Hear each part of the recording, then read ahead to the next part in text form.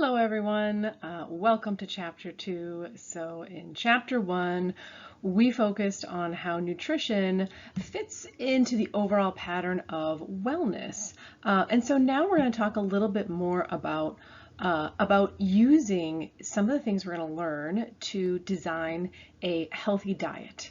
So how do you know what a healthy diet is, and how do you design a healthy diet?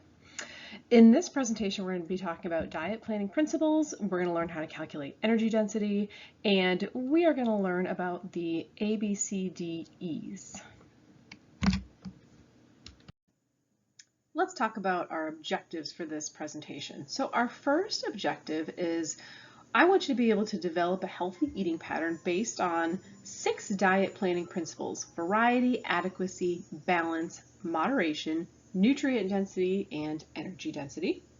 And then you're going to be able to calculate energy density from a nutrition facts label. And our third objective is to be able to explain each of the ABCDEs, I'll tell you all about these, that are used when measuring nutritional status, and to be able to identify several examples of each. So chapter 2 is all about how to plan a healthy diet. We need to know, before we plan a healthy diet, we need to know what makes up a healthy diet. And so we think about these 6 healthy eating patterns. Calculating energy density is going to be an important part of that. And then we need to be able to identify nutritional status of an individual to figure out what they need in order to design a healthy eating plan for them. And so that's where ABCDEs come in. So let's get started.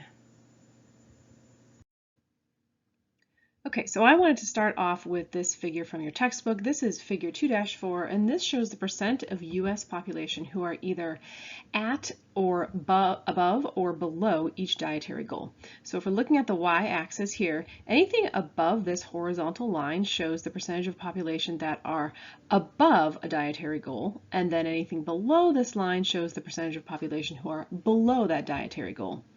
So these lines here show vegetables, and here, if we look at this one, this is total vegetables. So look at this number right here. This is only 10%. So only 10% of the US population actually get enough vegetables. They get the amount recommended, the dietary goal, or slightly or above. 90% of Americans don't get the recommended amount of vegetables. And this is pretty true across all the categories for vegetables. If we look at fruits, same thing. We're a little bit higher, so about 20% of Americans get enough fruits in their diet. Then let's look at grains. It's a different story for grains. Here you can see, oh, this might look pretty good. About 60% of Americans get enough grains. Let's look closer. You can divide up grains into whole grains. We know whole grains are better for us. We'll talk about why when we talk about carbohydrates in our carbohydrates unit.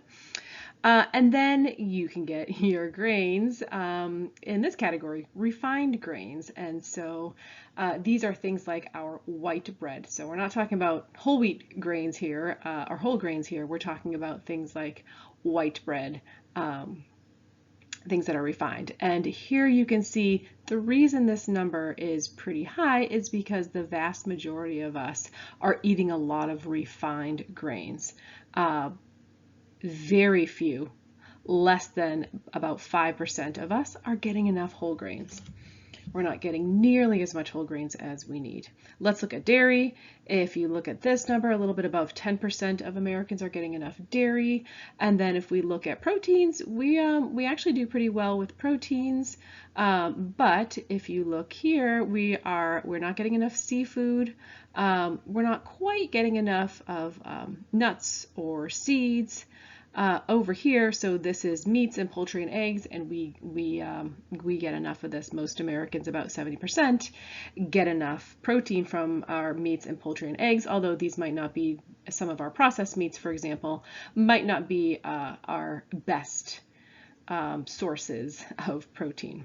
So overall, big picture, Americans are not getting anywhere near the recommended amounts of our nutrients that we need. So what can we do about it? And that is what chapter 2 mainly talks about. All right, so let's look at the first of our 6 diet planning principles. So the first thing that's going to help us design a healthy diet is variety. So what is variety? Well, that is when we select foods from each food group and we select a variety from within each group. So here you can see the My Plate recommendations. Let me just get my pointer here. Okay, so you can see your book talks a lot about My Plate. And you can see there's a lot of variety. We need vegetables, we need fruits, we need grains, we need proteins, and we need dairy. So we talked about in chapter 1 the 5 major food groups, and you can see that here. So there's variety within the whole meal. But variety is also important when you're thinking about just one category. So for example, here I have a picture of fruits. So you don't want to just eat oranges every day. They've got a great source of vitamin C and they are very nutritious for you, but you're not getting enough variety. So even though our fruits are similar in many of their nutrients, each fruit has a different group of nutrients, vitamins and minerals that are really important for us. And so by varying the fruits that we eat every day, the vegetables that we eat every day, and not just eating the same thing over and over, we're going to be able to get enough of our nutrients that way. So variety is really important when you're looking at planning your meals. Adequacy is our second diet planning principle. And so what do we mean by adequacy? Well, adequacy is basically making sure you're getting enough of each nutrient and of each food group. So sometimes when we're thinking about what we're putting into our bodies, we're worried about cutting back and we're worried about putting too much into our bodies and what can we cut back on. But when we're thinking about adequacy, we need to think about, are we getting enough of our essential nutrients? So you can see this plate of vegetables here. In that first slide, I told you that most Americans, the vast majority of Americans, don't get enough vegetables in their diet. Here you can see on the second picture some red meat. We know that red meat is a great source of iron. Women need that more than men. We need that in higher amounts, especially women who are menstruating. So when we're thinking about adequacy, it's about getting enough of the nutrients that we need. Let's talk about balance. So we want to balance our kilocalories that we eat with the kilocalories that we expend in order to maintain our body weight if we're trying to maintain our body weight.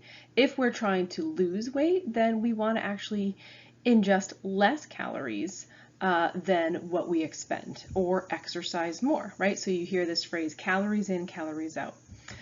And this refers to energy balance. So whenever you think about the 6 diet planning principles and we're talking about balance, I want you to think about the scale here. So you want to balance your energy intake, the amount of calories that you take in, with the amount of energy that you expend. So are you a very active person? If so, you might need to take in more calories. If you're pretty sedentary, you might need to cut back on your calories. So one way we can do this is by mindful eating. So if you eat something really good, like chocolate cake, really be mindful about it. Think about how it tastes. Really enjoy that food. And that can cause us to really enjoy the experience and eat less and maybe not go back for seconds. So compare this with just sitting in front of the TV and eating a bag of chips, and you're not really being mindful, but you just keep eating and eating. So being mindful can help with this, and also controlling portions can help with this. So when we think about energy balance, we're thinking about calories in, calories out, and really balancing the kilocalories that we ingest with the energy, with our energy expenditure. Okay, so let's look at moderation. So moderation is closely related to balance. We talked about portion control with balance with respect to how active we are and how many kilocalories are coming in and going out. Now let's talk about moderation. So with moderation, we particularly want to pay attention to moderation of these things that we don't want a whole lot of in our diet because they contribute to empty calories. So that would be refined sugar, that would be our solid fats, and alcohol. Many alcoholic beverages are very high in calories without contributing a lot to our nutrients that we need. So here is just a picture of how the typical American meal has really grown over the years. So here is one serving. Here's what one serving looks like. So it's about a half a hamburger. It's a much smaller serving of fries than over here, and a much smaller serving of ketchup, which is really just a lot of sugar, tomatoes, and sugar. If you look over here, this is what we actually get served in the typical American restaurant. So you can see it's about double the portion over here, a whole lot more calories, more than double the calories. And so, but this is the norm when we go out to eat. So we have this portion distortion. So when it comes to moderation, we're really talking about moderating those things in our diet that contribute to a lot of empty calories. Again, refined sugar, solid fat, and alcohol. Okay, so let's talk about nutrient density. Nutrient density. So this is basically, we want to consume foods with high amounts of protein, vitamins, and or minerals that have fewer calories. So this is like getting more bang for our buck.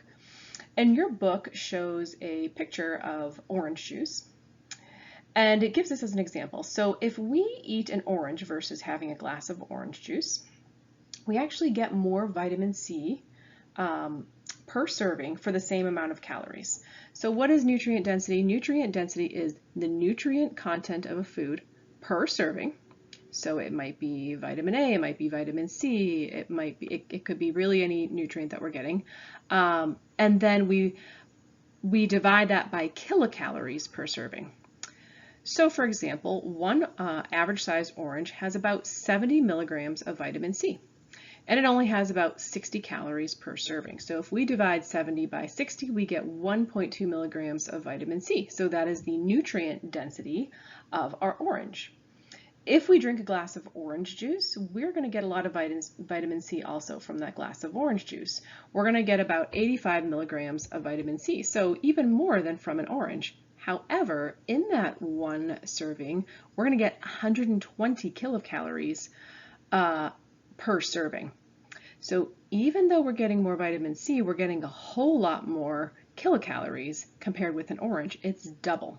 And the vitamin C is definitely not double here in the orange juice. And so what happens when you divide 85 by 120 is you get 0.7 milligrams of vitamin C, and that is your nutrient density value. So 0.7 milligrams of vitamin C per serving. And so here you can see 0.7 compared with 0.2. If you're looking at increasing your nutrient density, you should have an orange instead of a glass of orange juice. You get more vitamin C per kilocalorie with an orange than in orange juice. If you look at this potato here, so both of these are starches, potatoes, so a baked potato here, and then you've got a plate of French fries. So both are going to give you potassium, but which one's going to give you more calories? You probably said the plate of French fries. So yes, the one with the higher nutrient density would be the potato, the baked potato here. So you're going to get more potassium, much more potassium for every kilocalorie that you eat if you eat a baked potato over French fries. So when you're planning a diet, you always want to go for foods that have a higher nutrient density. You get more bang for your buck. You get a higher amount of nutrient per calorie.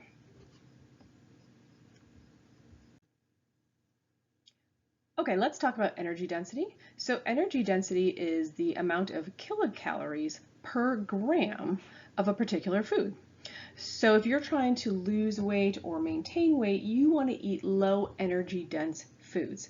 So we'll contrast this with nutrient density. With nutrient density, we wanted that number to be high. We want as many nutrients per calorie if we're planning a nutritious diet. But if we're trying to maintain our weight or lose weight, we want this energy density value to be lower. We want to eat foods that have a lower energy density. So energy density, again, is just kilocalories, and we know we get energy from those kilocalories per serving divided by gram of serving, so the weight of your food. And back in chapter 1, we talked about the 4 energy yielding food groups, or the 3 energy yielding nutrients, which were carbohydrates, fats, and proteins. So our body can break these foods down and use the energy in the bonds of those molecules and convert that to a usable form of energy. And that's where we get our kilocalories. So when you think of energy, think of kilocalories.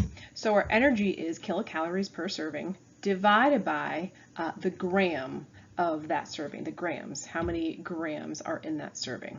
So here you could see low energy density foods are foods like salads, vegetables, fruits. They're going to be the low end. Over on the high end, we have our high energy density foods like Snickers or other foods that are very high in fat.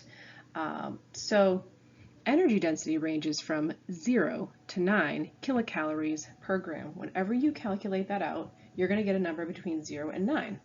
So why is it capped at 9? Can you think of why that may be? When you think about our energy yielding nutrients that we talked about, carbohydrates, lipids or fats, and proteins, do you remember how many kilocalories were yielded per gram of carbohydrate? 4. How many per gram of protein? 4. What about lipids or fats? It was 9, right? So per 1 gram of lipid or fat, you get 9 kilocalories. So the foods that have the highest energy density values are going to have an energy density value of 9. So if you just drank pure olive oil, you'd be drinking a food that has an energy density of 9. Same with things like butter. And then over on our low end, think about what food or drink has an energy density value of 0. So we talked about water, right? Water is one of our really important nutrient groups. We need water for many functions in our body. We can drink a lot of water. That's going to increase this number here, grams of serving or ounces of serving. And then up on this top number, we're still going to have 0. Water contributes, it doesn't contribute to energy. It contributes 0 kilocalories because it doesn't have any kilocalories. We can't break water down and use it to derive energy. Okay, so let's look at an example. Here we have the nutrition label from a box of Kraft macaroni and cheese, a very comforting food. And I told you that in order to calculate energy density, you take the number of kilocalories in that food. So here we have 260 in just the box, but we want to use the prepared value because we want to know what we're getting from our mac and cheese when it's prepared. So we want the values from that butter and the milk. So we have about 400 calories in 1 serving of prepared Kraft macaroni and cheese. And then how many grams is 1 serving? Let's look here. We've got about 70 grams in 1 serving. So we should take 400 kilocalories divided by 70 grams. So what does that look like? So 400 kilocalories divided by 70 grams equals 5.7. So do you remember I told you energy density ranges from 0 to 9? So 0 would be like water, 9 would be your like pure fats. So here we have a pretty high number, 5.7. So not too surprising. We know that Kraft macaroni and cheese isn't the absolutely most nutritious food we can eat. So a pretty high number. Let's look at another example. So here we can calculate the energy density from the Yes tomato and barley soup. Let's take a look. So per serving, we have 100 kilocalories per serving. Here, this is the container. We don't want the container. We want per serving. So 100 kilocalories per serving, and then what is the weight of that food? Here we can see 245 grams. So we should be able to do 100 divided by 245 grams, and we get a very low number, 0.41 kilocalories per gram. So that energy density, if we compare that to the Kraft macaroni and cheese, it's an order of magnitude lower. So we had, I think it was 5.7 as a number as a energy density for Kraft macaroni and cheese, 10 times higher than the energy density value for a bowl of this tomato and barley soup.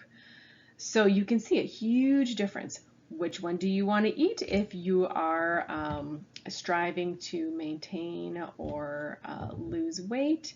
You definitely want this one. If you're aiming for more nutritious foods, you want that energy density to be lower. So by consuming low energy dense foods, that allows us to eat the same weight of food for less kilocalories. So we can fill our stomach the same amount but get a whole lot less calories. And the thing that has the largest effect on energy density is water. So we talked about water provides 0 kilocalories per gram, so it provides weight but not energy. So if we want to look at what types of food fall into this low energy dense category, we look at foods that have a very high water content, like broth-based soups. Lettuce has a very high water content. Watermelon, for example. A salad that has mostly vegetables in it is going to contain a lot of water, and so for all these foods, this value of energy density would be pretty low. Another thing that can decrease the energy density value of a food is fiber.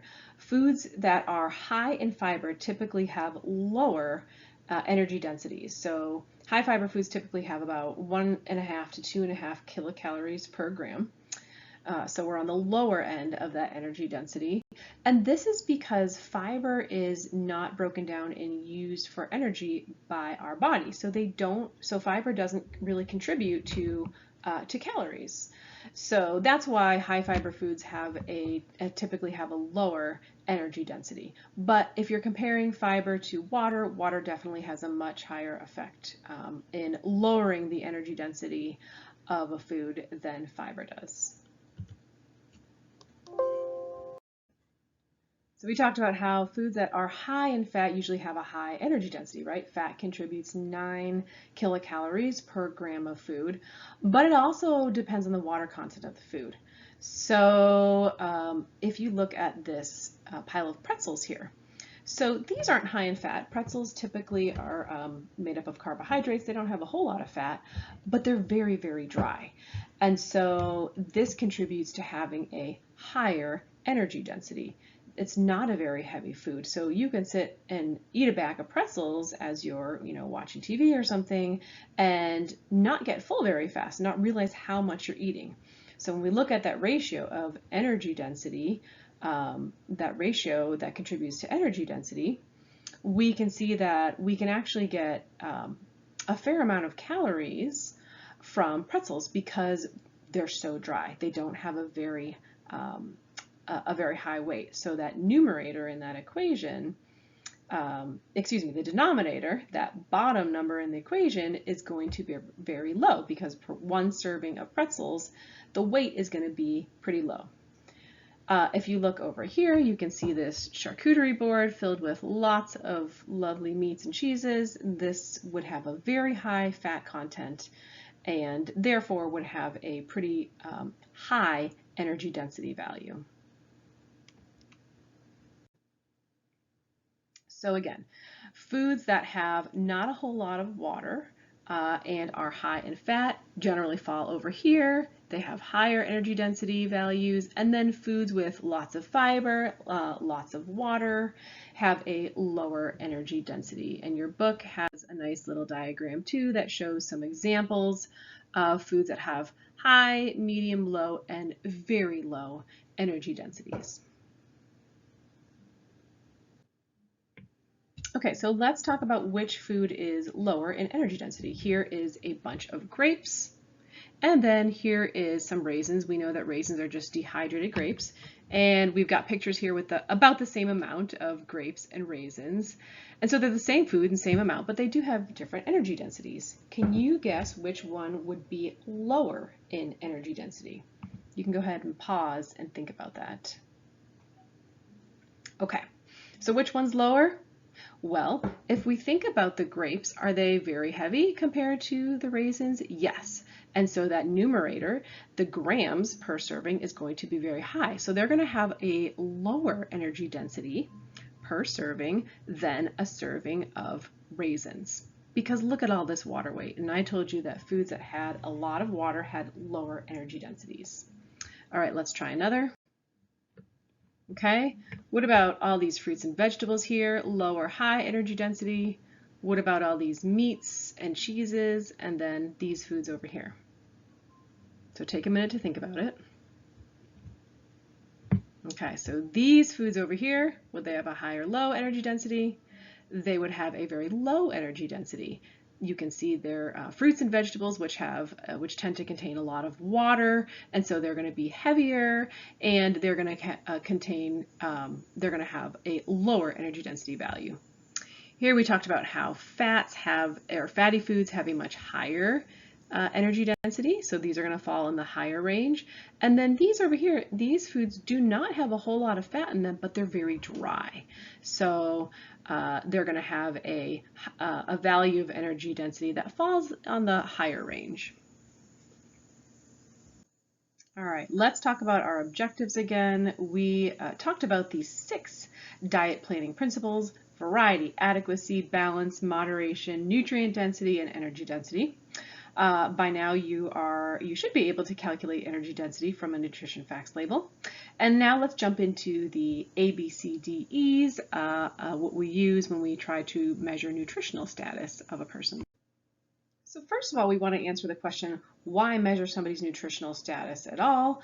And the reason is, if we're designing a healthy eating plan, if we're designing a diet for somebody, we need to know where to start. We need to know what they're already getting enough of. We need to know what they're lacking in terms of nutrients. And so this really informs nutrition recommendations. So how do we do this? So before we jump into the ABCDEs, so A is not analyzed, we're not there yet. Before we even get to the ABCDs, we have to look at a person's background factors, so their history. So this is all going to affect a person's ability to eat a healthy diet. So what is their family health history? Is their history of heart disease or things like this? What medications are they currently taking? Could there be any interactions with foods and their medications? What about their social history? What about their educational level? Their socioeconomic factors? Are they able to afford the type of food that we may recommend them to eat? Are they able to get to the grocery store to get these foods? What barriers are there? So first, before we even do the ABCDEs, we have to get some background. And after getting background, we jump into the ABCDEs. So let's jump into the ABCDEs. What does A stand for? A stands for anthropometric measurements. So anthro means human and metric, measurements. So these are basically just measurements that we can take of the human body. These include height, weight, we can do measurements of skin fold thickness, we can look at the circumference of muscles in the arms or the waist, right? So all these things that we can actually physically measure on a person's body. B is a biochemical assessment. So this is basically done by taking a person's blood and doing a blood workup. And by doing this, we can look at all kinds of things. We can look at nutrients, we can look at byproducts, we can look at the things that are being digested and absorbed. This can include enzymes, we can look at vitamin D3 levels, we can look at blood glucose, so all kinds of things that we can get by looking at a person's blood. Okay, and then C, we have a clinical or a physical assessment. So this is usually done by a nurse practitioner or a doctor, and so these are basically vital signs, like heart rate, we can get blood pressure, we can get pulse, things like temperature, respiration rate. It can be an examination of how does the hair look, how does the skin look, tongue, eyes, fingernails, so these types of things. Okay. And then let's go to the letter D. So what does D stand for? So this is a dietary assessment. And this is basically what a person eats. So in order to inform us of how to design a nutritional plan for somebody, we want to know what they're already eating. And this is what you all are going to be doing. So you're going to be doing a dietary assessment. You're going to be looking at 3 days of your diet and using the Nutrition Calc Plus program to enter that in and then generate a report by the end of this week. And so oftentimes people can only remember what they ate the day before, and most of the time, if you don't keep a food log or a food journal, you can't even remember that. So it's best to get more data, 3, 4, 5, 6, 7 days, but typically this is only just a few days or even just what a person ate yesterday. Okay, and then finally, E, environmental assessments. So these are factors like living conditions, a person's education level, and then just the person's ability to be able to get their hands on some nutritious food. So we can design a healthy eating plan for somebody, but at the end of the day, if they can't get their hands on that food, if they can't afford it, if they don't have grocery stores near them that have affordable food, then it's going to be difficult for them to follow this plan. So that is the last one. So those are the ABCDEs of nutritional assessment. All right. So we went through the ABCDEs: anthropometric, biochemical, clinical, dietary, and environmental. And that takes us to, that takes us to our last learning objective. And so what do you do after you have all this information that you've gathered from your ABCDEs? Well, what happens is a licensed dietitian, a nutritionist, can make recommendations to a person's diet. And these should be determined by the patient and by the dietitian or the nutritionist, because you can recommend a diet to somebody, but this needs to be a back and forth between the client or the patient and the nutrition professional. And so we use the ABCDEs to inform our recommendations for a person's diet. All right, so we've done 1, 2, and 3.